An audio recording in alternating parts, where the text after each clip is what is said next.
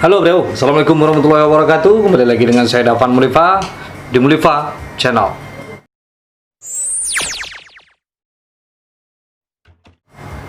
Oke bro, saya mendoakan bagi siapa saja yang menonton channel saya ini, semoga berbahagia selalu, sehat selalu, dan ditambahkan rezekinya semoga.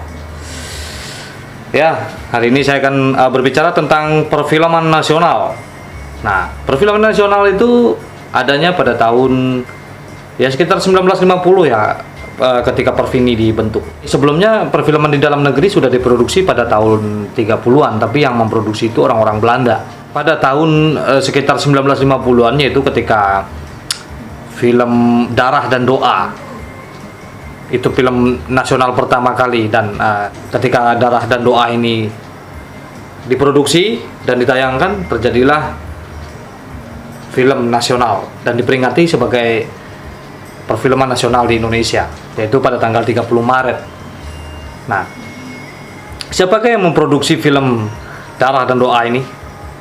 Ya, dia adalah orang Minang. Dia adalah Bapak Usmar Ismail, dan disebut juga sebagai Bapak Perfilman Nasional di Indonesia.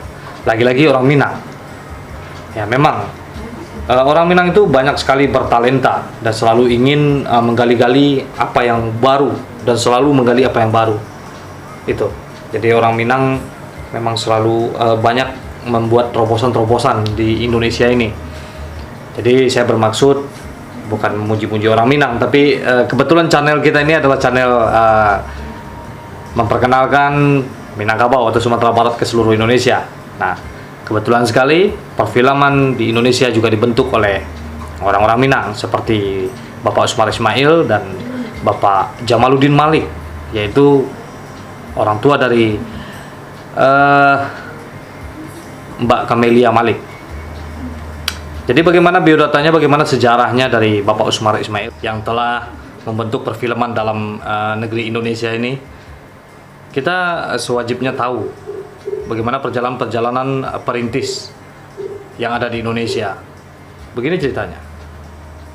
Usmar Ismail lahir di Bukit Tinggi 20 Maret 1921, meninggal di Jakarta 2 Januari 1971 pada umur 49 tahun, adalah seorang sastrawan dan sutradara film Indonesia yang berdarah Minangkabau. Ia dianggap sebagai warga Indonesia pelopor perfilman di Indonesia. Ia pernah sekolah di HIS Mulobe AMSA 2 Yogyakarta. Ia memperoleh BA di bidang sinematografi dari Universitas California, Los Angeles, Amerika Serikat tahun 52. Pada masa pendudukan Jepang, dia tergabung dalam pusat kebudayaan. Pada masa itu pula, ia mendirikan dan menjadi ketua sandiwara penggemar Maya bersama El Hakim, Rosihan Anwar, Cornel Simanjuntak, Sujono, HB, dan Jasin, dan lain-lain. Ketika Belanda kembali bersama tentara sekutu, ia menjadi anggota TNI di Yogyakarta dengan pangkat mayor. Ia aktif sebagai pengurus lembaga yang berkaitan dengan teater dan film. Ia pernah menjadi ketua Badan Permusyawaratan Kebudayaan Yogyakarta 1946 sampai 1948, ketua Serikat Artis Sandiwara Yogyakarta 1946 sampai 1948.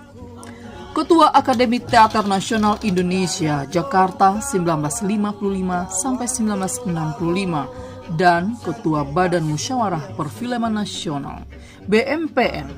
BMPN mendorong pemerintah melahirkan pola pembinaan perfilman nasional pada tahun 1967. Ia dikenal sebagai pendiri perusahaan film nasional Indonesia bersama Jamaluddin Malik dan para pengusaha film lainnya.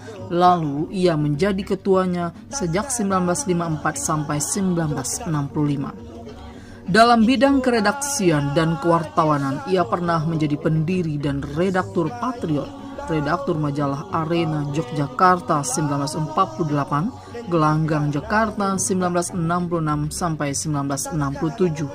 Ia juga pernah menjadi ketua Persatuan Wartawan Indonesia 1946 sampai 1947. Ia pernah aktif dalam bidang politik, Ia pernah menjadi Ketua Umum Lembaga Seniman Muslimin Indonesia Les Bumi 1962 sampai 1969, anggota Pengurus Besar Nahdlatul Ulama 1964 sampai 1969, anggota DPR GR MPRS 1966 sampai 1969. Setelah sempat membantu Anjar Asmara menyutradarai Gadis Desa tahun 1949, ia memulai debut penyutradaraan film lewat film Harta Karun. Ia dikenal luas secara internasional setelah menyutradarai film berjudul Pejuang tahun 1961 yang mendokumentasikan kemerdekaan Indonesia dari Belanda. Film ini ditayangkan dalam Festival Film Internasional Moswa kedua dan menjadi film karya anak negeri pertama yang diputar dalam Festival Film Internasional.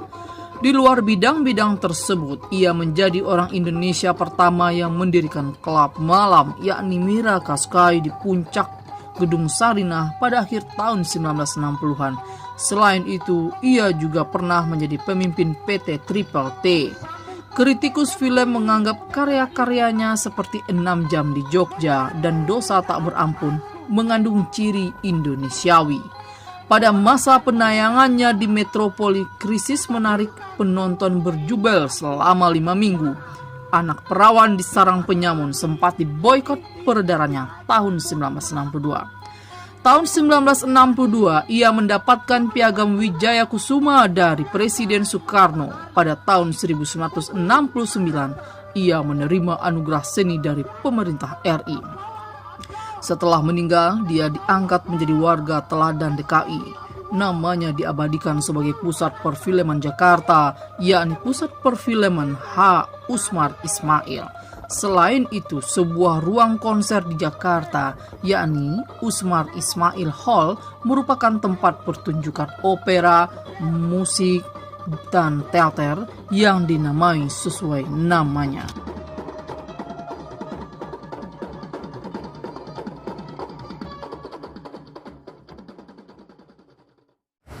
Oke bro, nah semoga tayangan saya ini bermanfaat buat semuanya.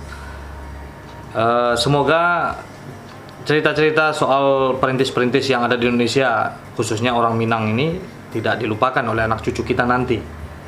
Nah, apakah Indonesia, apakah Minangkabau akan bangkit untuk menciptakan perfilman-perfilman baru? Nah, sekarang ini banyak sekali saya lihat videomaker, movie maker yang berasal dari Minang dan langsung diproduksi di daerah Sumatera Barat di Minang, seperti ada Marde, ada Uda Al Glory dan lain-lain sebagainya. Semoga saja Dinas Pariwisata, Dinas Kebudayaan juga mensupport orang-orang yang bertalenta, karena beliau ini bisa saja mempromosikan pariwisata-pariwisata yang ada di Indonesia ini, khususnya pariwisata yang ada di Minangkabau untuk ke seluruh khalayak banyak, ke seluruh negara misalnya.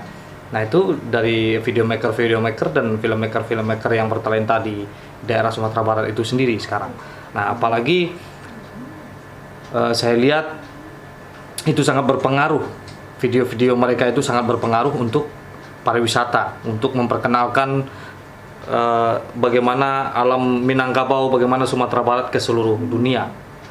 Nah, semoga saja di sini Dinas Pariwisata, Kebudayaan, dan pemerintah mendukung, mensupport orang-orang yang bertalenta di bidang film, di bidang videomaker yang ada di Minangkabau. Seperti biasanya, majulah Minangkabau, majulah Indonesia. Selalu Mulifa Channel. Assalamualaikum warahmatullahi wabarakatuh.